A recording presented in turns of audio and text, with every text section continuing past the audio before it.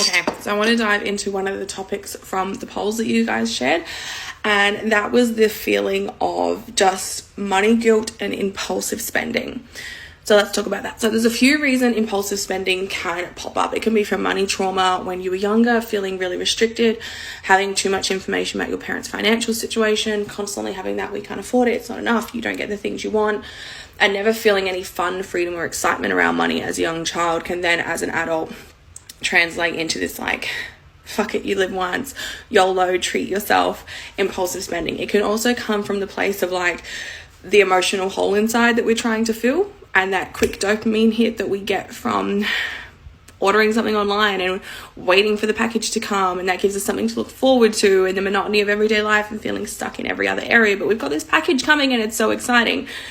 Or you can have those type of mental health things like ADHD and ADHD thing, or the type where you're going from depressive episodes to manic episodes. For the ADHD, it can be that dopamine seeking of online shopping. We get bored really quickly, new hobbies, excited, things like that. With the manic episodes, you can have like be so in the moment with stuff, you're not long-term thinking. So that's when you can kind of like have $30,000 in savings, hit a manic episode, and all that money can be gone. So that's a whole nother kettle of fish to talk about. But on a like broader sense, with impulsive spending, it always comes down to the fact that that is actually a symptom. Impulsive spending is not the problem. It is a band-aid for something else that's going on. And what we want to do is I could give you strategies to fix your impulsive spending, like lock your money away in another account, or don't take your cards out with you, only take a certain amount of cash. But that is just a band-aid over a bullet hole. What I want you to actually do is call awareness to, what am I trying to fix with shopping? What is the actual root cause here? And then once you can identify the actual root cause for why you're impulsive spending, and comes with a lot of self-awareness, looking at your wealth personality profiles, and don't stress, this is all stuff that I talk about in Abundant as Fuck, or in my books too, if you want to learn a little bit more, it's all in there. But basically, once you're aware of what the actual problem is, you can call awareness to that impulsive spending. And then I normally teach my clients things like budgeting like a badass, which means you've actually got long-term goal money, and you've got money that you can like be like, oh fuck it, I am buying that handbag, oh fuck it, I am going to Darwin for the weekend.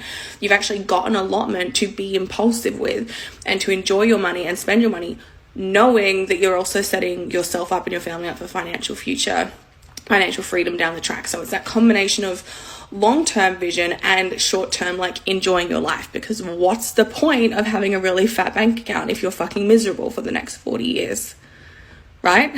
like make it make sense. And how money guilt ties into impulsive spending specifically is when you realize that you've got this blueprint in your head, whether that's from your parents, grandparents, teachers, society, Uncle Bob, people on TV, whatever it is, you've got this blueprint in your head of what you should be spending your money and how you should be financially looking, and what you should be spending your money on and shouldn't be spending, what's a need, what's a want.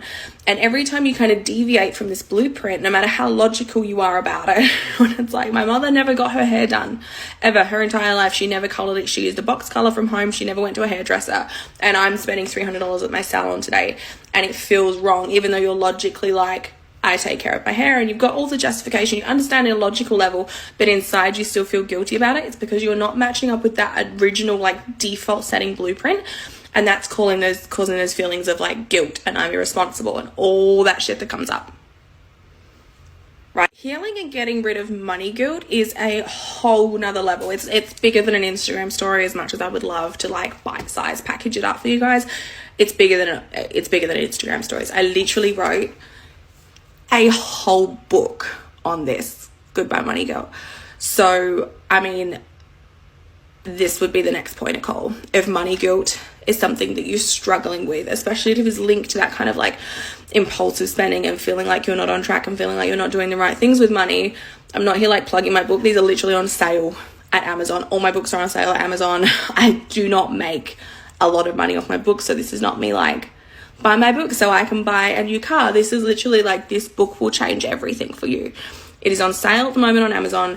This will help get rid of the money guilt, because you will learn where it actually comes from, how to deeper heal the subconscious money trauma that's sitting there, clear that out so you can move forward.